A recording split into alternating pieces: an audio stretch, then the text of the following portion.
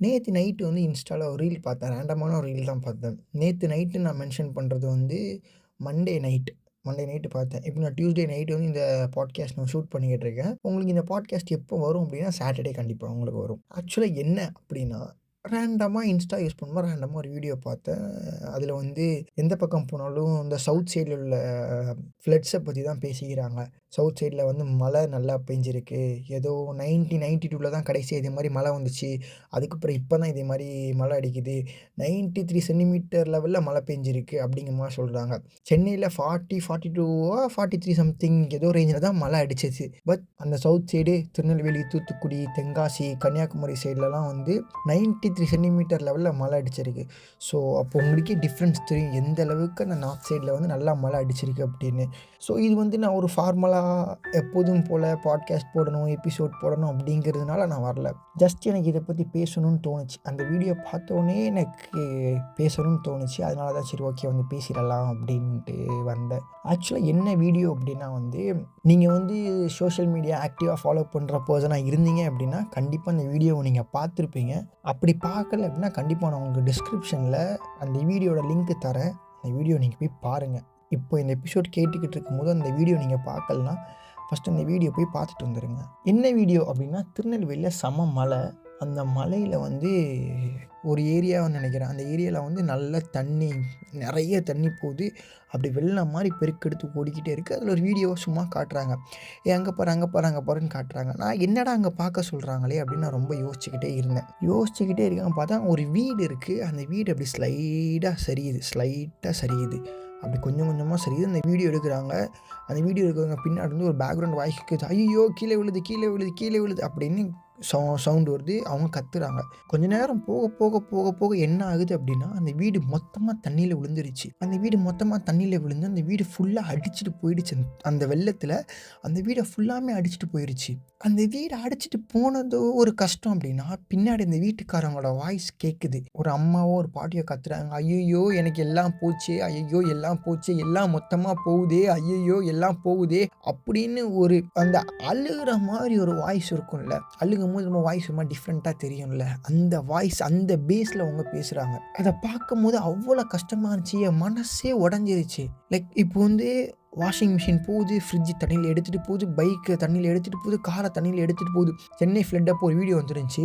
கார இழுத்துட்டு போகுதுன்னு சொல்றாங்க, பைக் இழுத்துட்டு போகுதுன்னு சொல்றாங்க, ஃப்ரிட்ஜ் ஒரு தண்ணீல மிதக்குதுன்னு சொல்றாங்க.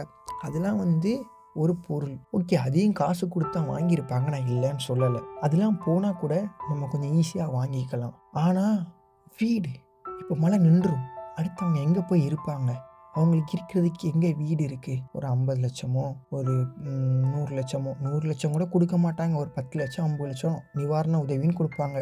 லாஸ்ட் டைம் சென்னையில ஃப்ளட் வரும்போது ஒரு பாட்காஸ்ட்ல என்ன சொல்லியிருந்தாங்கன்னா, ஒரு நார்மல் லோவர் மிடில் கிளாஸ்ல உள்ள பீப்புளுக்கு ஒரு புயலோ, ஒரு நேஷனல் டிசார்டர் வந்துச்சுன்னா, அதிலிருந்து அவங்க பழைய நிலைமைக்கு திரும்ப மினிமம் 2 to 3 இயர்ஸ் ஆகும் அப்படிங்கிற மாரி சொன்னாங்க.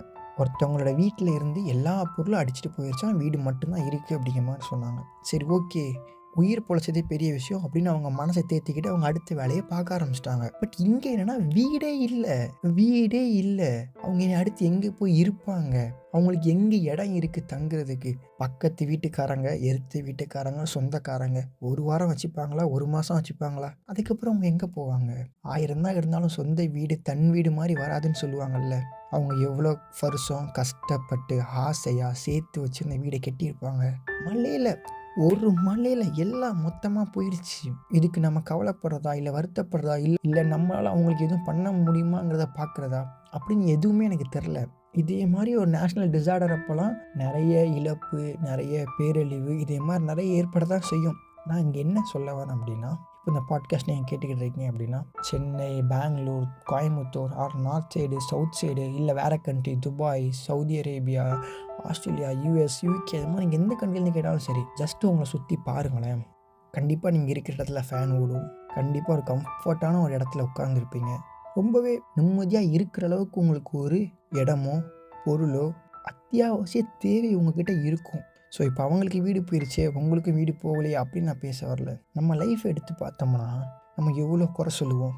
என் லைஃப் அப்படி இருக்குது, என் லைஃப் இப்படி இருக்குது, என் லைஃப்பில் அது சரியில்லை, என் லைஃப்பில் இது சரியில்லை, என்னையை அவங்க அப்படி ட்ரீட் பண்ணுறாங்க, என்னை இவங்க இப்படி ட்ரீட் பண்ணுறாங்க, இவன் என் கூட எப்போதுமே சண்டை போட்டே இருக்கான், அவள் என் கூட எப்போதுமே சண்டை போட்டே இருக்காங்க.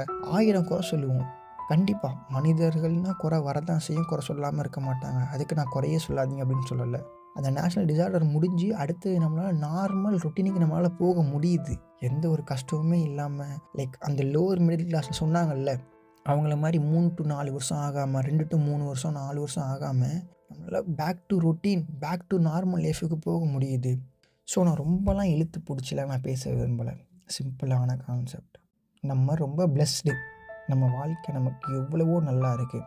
கார் வச்சுருந்தா தான் நம்ம லைஃப் நல்லா இருக்கணும், பைக் வச்சுருந்தா தான் நம்ம நல்லா இருக்கணும், என்கிட்ட ஐஃபோன் இருந்தால் தான் நல்லா இருக்கணும், என்கிட்ட இந்த லேப்டாப் இருந்தால் தான் என் லைஃப் நல்லா இருக்கும், என்கிட்ட இவ்வளோ காசு இருந்தால் தான் நல்லா இருக்கும், என்கிட்ட இந்த பைக் இருந்தால் தான் நல்லாயிருக்கும் அப்படின்னா இல்லை.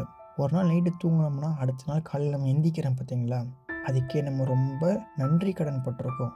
இதே மாதிரி ஒரு பெரிய நேஷ்னல் டிசார்டரில் இருந்து அவ்வளோ பெரிய கஷ்டத்தை நம்ம ஃபேஸ் பண்ணாமல் நிம்மதியாக அடுத்த இயல்பு வாழ்க்கைக்கு திரும்புகிறோம்.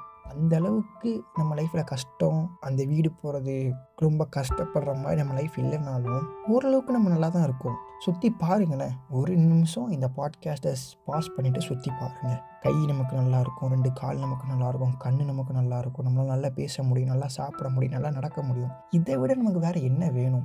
இதுவே இல்லாமல் நிறைய பேர் இருக்காங்க. So thank you for your life. இப்போது உங்கள் லைஃப்பில் நீங்கள் இருக்கிற ஸ்டேஜுக்கு எப்போவுமே தேங்க் பண்ணுங்கள். போதுங்கிற ஒரு மனநிலைமையோடு இருங்க. தேங்க் பண்ணுங்கன்னா அதான் சொல்கிறேன். என்ன இருந்தாலும் எனக்கு இது பத்தலை, அது பத்தலை, எனக்கு அப்படி இருக்குது இப்படி இருக்குது அப்படின்னு அந்த ஒரு குறை சொல்கிற மைண்ட் செட்லேயே நீங்கள் ட்ராவல் பண்ண ஆரம்பிச்சிங்கன்னா இப்படி இருக்க பீப்புள் எல்லாம் பாருங்கள். அப்போ அவங்களாம் இந்த ஸ்டேஜில் இருக்காங்க. ஸோ அவங்கள நம்ம கம்பேர் பண்ணும்போது நம்ம எவ்வளவோ சூப்பராக இருக்கும். ஸோ இப்போ வி ஆர் பிளஸ்டு. சீரியஸாக இந்த பாட்காஸ்ட் கேட்குற யாருக்குமே அந்தளவுக்கு நேஷ்னல் டிசார்டர்னால அந்தளவுக்கு எந்த ஒரு பெரிய கஷ்டமும் இருக்காதுன்னு நம்புகிறேன். ஸோ உங்கள் லைஃப்பில் ஒவ்வொரு டேக்கும் நீங்கள் ரொம்ப தேங்க் பண்ணுங்கள். பிரேக்ஃபாஸ்ட், லன்ச், டின்னர் இந்த 3 வேலையும் ஸ்கிப் பண்ணாமல் கரெக்டாக சாப்பிட்றீங்கன்னா தேங்க் பண்ணுங்கள். ஒழுங்காக நடக்கிறீங்கன்னா தேங்க் பண்ணுங்கள். நல்லா பேசுகிறீங்கன்னா தேங்க் பண்ணுறங்க. நல்லா பாடுறீங்கன்னா தேங்க் பண்ணுங்கள். நல்லா பார்க்குறீங்க, உங்களுக்கு விஷயம் நல்லா இருக்குன்னா தேங்க் பண்ணுங்கள். ஸோ தேங்க் பண்ணி பழகுங்க. அப்போ தான் உங்கள் லைஃப்பில் நீங்கள் நிம்மதியாக பீஸ்ஃபுல்லாக இருக்க முடியும். ஸோ நீங்கள் இந்த எபிசோட் அவ்வளோதான். நான் உங்களை அடுத்த எபிசோடில் பார்க்குறேன். டாட்டா, பாய்.